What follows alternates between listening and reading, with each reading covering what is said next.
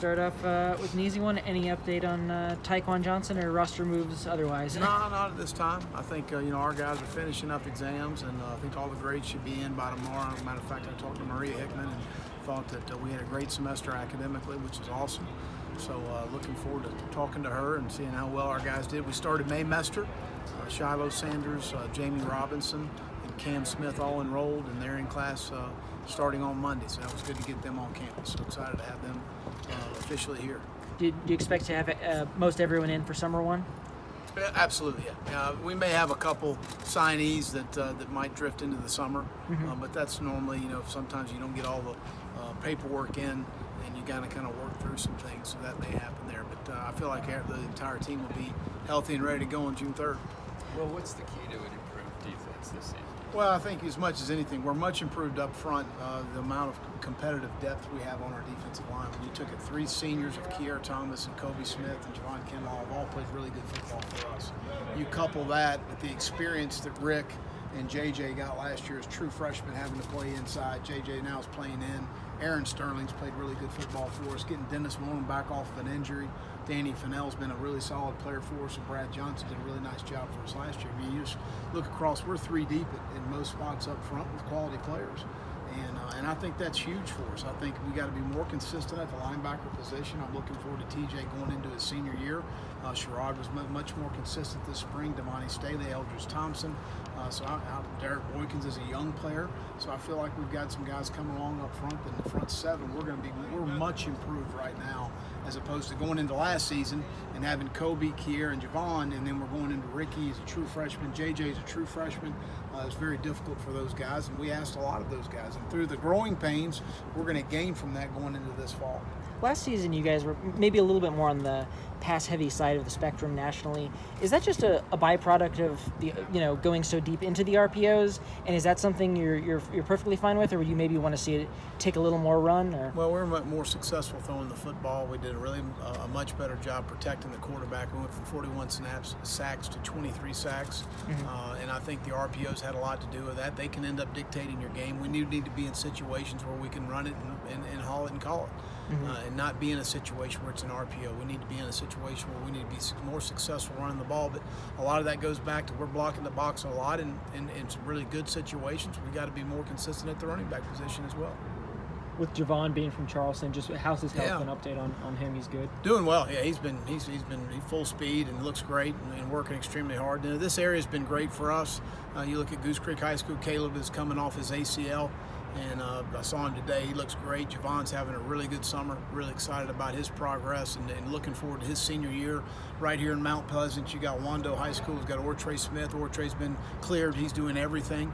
I'm really pleased with his rehab and how that's gone. Parker White, we just put on scholarship, and Bailey Hart's been a very solid contributor of our football team.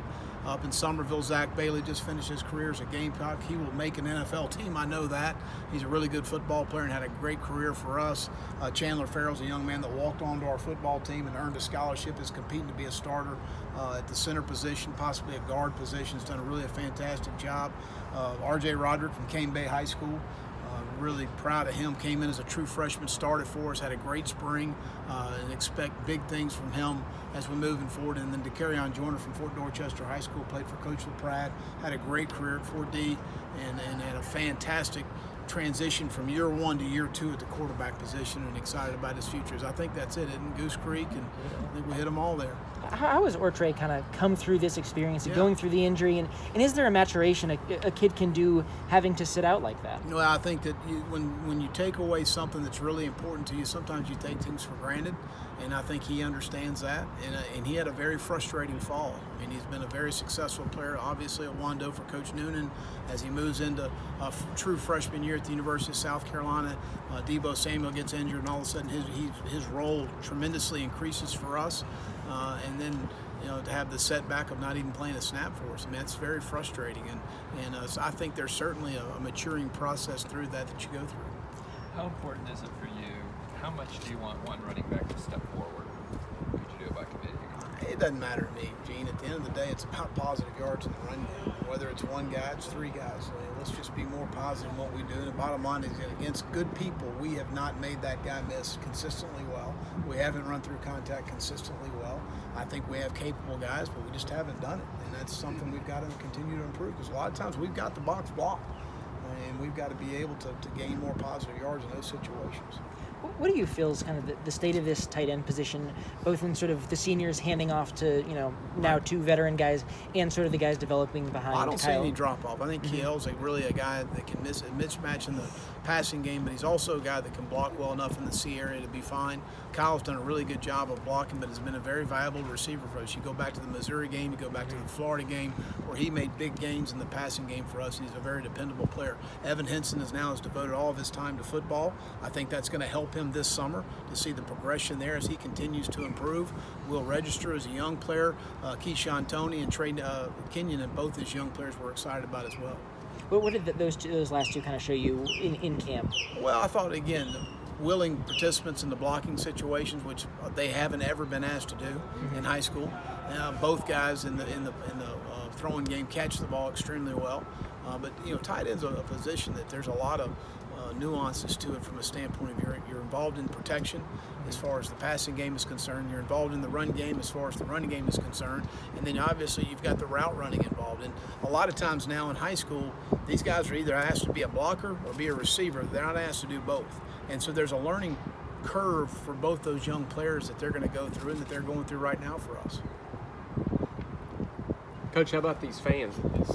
All these tour stops, how have they been? What's the most common question you've gotten? Well, it's been awesome. Everybody's been ultra positive. And you get one negative question, and that's all you guys want to talk about is one negative question. But it's been ultra positive. We got the most passionate, loyal fan base in the country, and it's great to get out and see them. But again, they want to win, and we want to bring a championship to Columbia for them because of their support for us. And it's been awesome going into our fourth year. What kind of a threat can Shai be in this offense post-Debo? Well, again, we repped Shai outside pretty much through the entire spring to make sure he understood and learned the position, which he learns extremely well, so that's fine. But him to be able to play in the slot, which he did for us last year, and to be able to move him around. Brian's going to be a guy that's going to garner some attention. And so you need to be able to have somebody else on the other side that holds some attention as well. And that's what makes it tough on defensive coordinators when you have two guys that can equally hurt you in the passing game. And that's a guy that we feel like Shai can develop to be. A lot of people have talked about the Alabama, Clemson, Georgia part of your schedule. Is that something you can kind of leverage as motivation and in recruiting in a positive way? Well, I think at the end of the day, you come to a place like South Carolina, you come to play in the Southeastern Conference, you play against the best people in the country. And right now, those three right now are on top of college football. If you really want to look at the last 3-4 years, all three of those programs have been outstanding. So we embrace it.